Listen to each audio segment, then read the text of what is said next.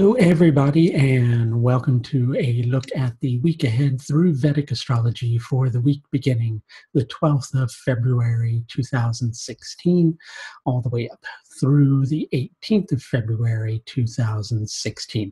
The big story still continues to be Jupiter's ongoing conjunction with Rahu, the North Node.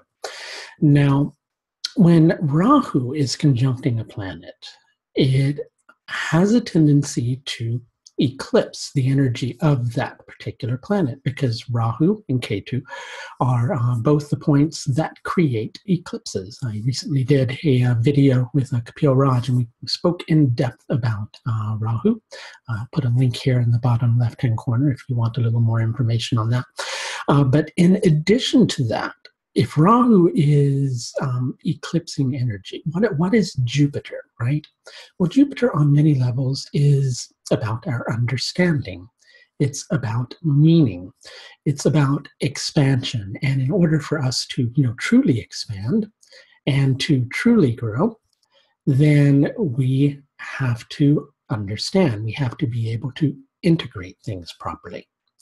Now, with Rahu conjuncting Jupiter, it can really confuse the process of integration and confuse the process of understanding.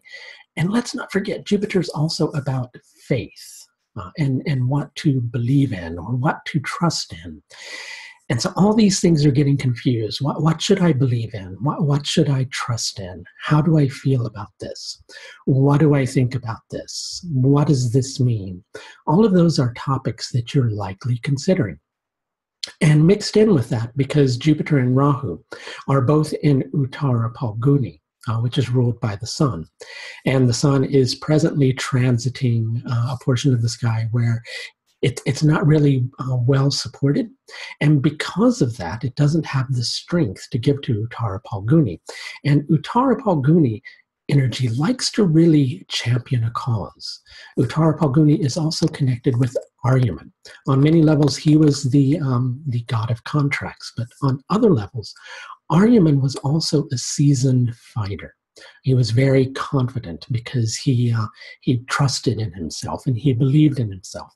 But with Rahu conjuncting Jupiter and both of those planets in Uttara Phalguni, well, it's hard to really know which direction to turn. It's hard to know what to believe in. It's hard to know who to believe in. It's hard to even know if you can even believe in or trust in yourself. And it's got you feeling uncomfortable or not confident or uncertain about something. Now, pardon me. What is one of the first things that people tend to do when they feel uncertain about something? Well, they don't like feeling that way, do they? That's not something they do, but they don't like feeling that way. And because why? Well, because it makes people appear to be vulnerable. People don't like to appear to be vulnerable. It goes back to that animalistic side of ourselves that if we're vulnerable, then it kind of makes it out like we're easy to attack or to take advantage of. So quite often in instances like that, people will try to falsely bolster their ego. They'll try to pretend that they're confident. They'll try to pretend that they know everything about everything. They'll try to pretend that they know their cause is just, even if internally they doubt it. And there's quite a large bit, that's the word I want to use, bit of doubt going on with this, or uncertainty, or totally getting into something initially and then losing one's confidence in it. That's the story that Rahu and Jupiter are telling. And basically at present, even though a lot of these aspects are waning, we've got several different planets that are forming aspects to Rahu and Jupiter mixed in with this. You've got the sun, which is over in Dhanishta Nakshatra, which is, wanting to really be able to come from a space of truth, come from a space of authenticity, but not really knowing or feeling confident about what that is for oneself, other than the fact that one doesn't feel confident or certain about something. And that's being truthful. That's being real. I have some notes here, so just bear with me for a moment. Mixed in with that, we've also got Mercury and Venus forming a similar aspect with Jupiter and Rahu, but again, also waning. Basically, Mercury and Venus are also in a nakshatra that's ruled by the sun, which is Uttara Ashadha. Let's talk for a moment about what Uttara Ashadha is about. It's symbolized by, partially, by the planks of a bed. Now, what is a bed? First of all, well, it's something you sleep on, right? The idea here, the symbolism, is the support for your final resting place. Now, in Vedic philosophy, that final resting place is your liberation. So it's the resting place for your final liberation. But Uttara Ashadha is the planks of a bed. And the planks of a bed are the lowest part of a bed. So you have to go to that space of humility in order to have an awakening or to have an understanding, right? And with Venus and Mercury waning in their aspect to Rahu and Jupiter, that sense of false confidence you're recognizing is not really going to work, okay? Now, mixed in with that, over the course of the week, Venus and Mercury are closing in tightly on a conjunction with each other for the first couple of days of the week, and then it's going to begin to separate as Mercury begins to gain speed.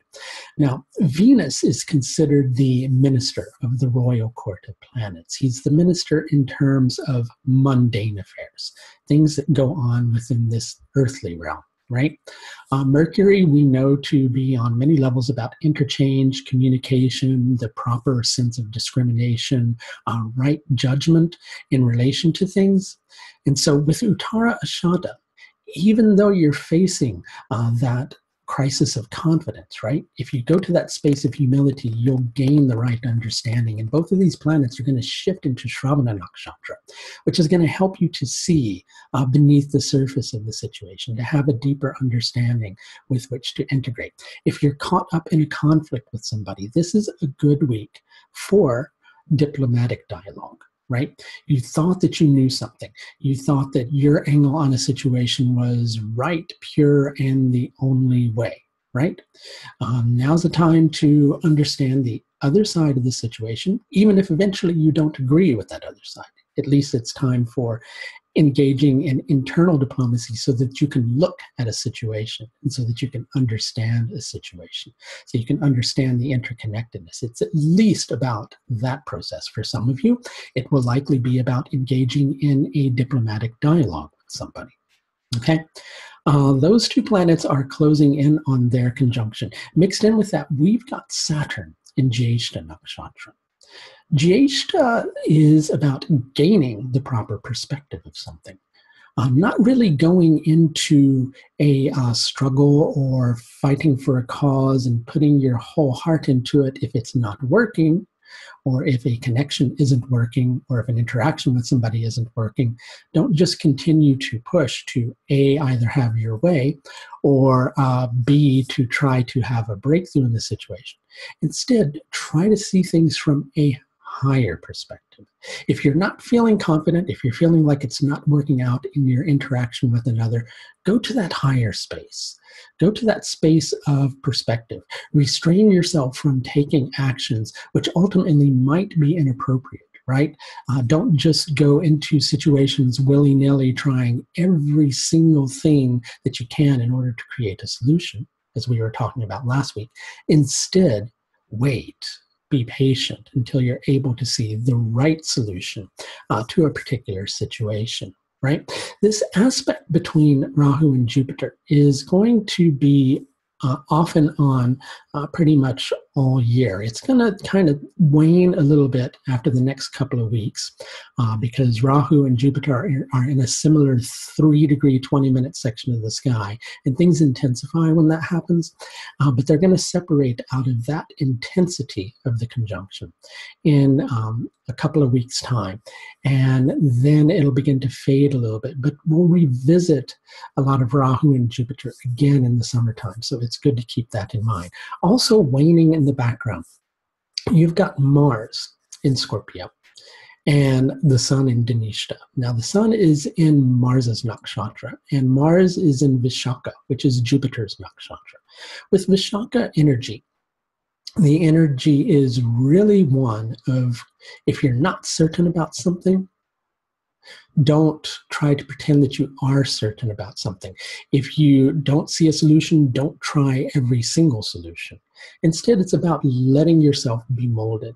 It's about letting solutions come to you, being solid, being still, letting a transformation happen until you're able to see clearly. Now, because of Jupiter's opposition in the sky at present, Vishaka is not well supported. So Mars, because Mars wants to feel confident, Mars likes to feel confident when it's taking action, when it's doing things. But that energy is going to be all over the place. And the sun in Dhanishta is trying to figure out where the heart is in relation to a particular situation. But when it can't figure that out, one of the flip sides of Dhanishta is to draw attention to oneself, right?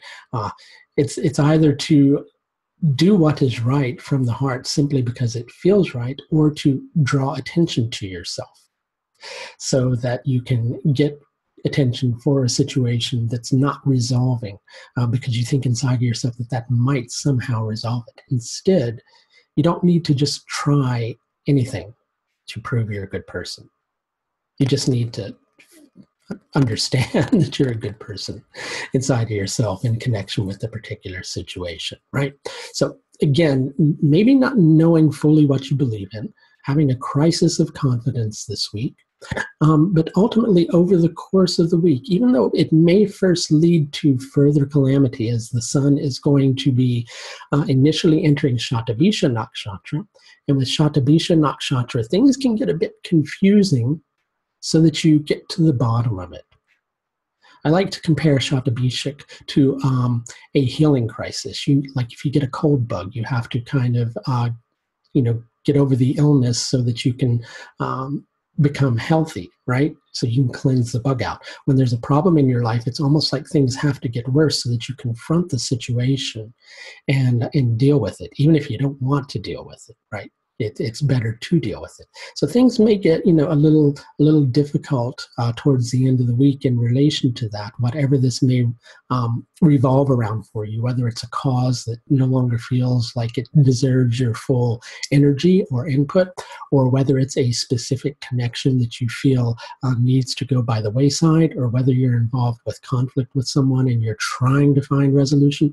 Well, it may initially get worse before it gets better, but it stands a very good chance of getting better. But don't try to push the situation. The moon over the course of the week will be starting in Revati Nakshatra and ending in Punarvasu Nakshatra.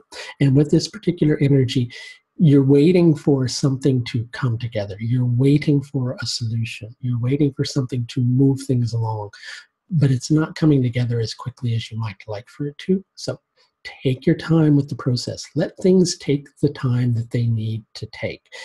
If you're feeling uncertain, unsteady inside of yourself, just bear with it.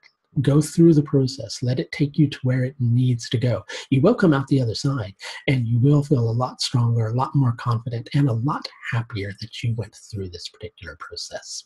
Just a reminder, if you would like to schedule a consultation with me, you can visit my astrological services page, which is linked below, and set something up. I'm currently scheduling from the middle of March onwards, but I do have some space in my schedule in the middle of March if you're interested. That's going to do it for the look at the week ahead for the week of the 12th through the 18th. Until next week, please take the very best care of yourself. Bye now.